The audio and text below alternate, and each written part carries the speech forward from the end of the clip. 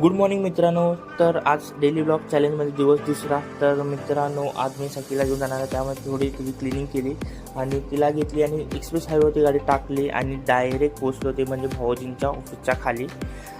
तर मित्रांनो, त्यांना डबा द्यायचा होता, डबा दिला. ताईंनी सोनू इकडे आले असल्यामुळे माझी कामं वाचली, पण त्यांची डब्याची गरज झाली. तर मग त्यांना डबा दिला आणि डायरेक्ट पोचलो ऑफिसमध्ये थोडं पेंडिंग कामं होती, रिपोर्ट टायपिंग करायची होती, ती केली.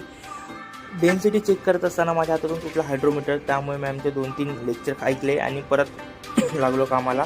तर आज निकेलची पॅनल काढायची आहे, तुम्ही पाहू शकता मी निकेलची पॅनल काढतो.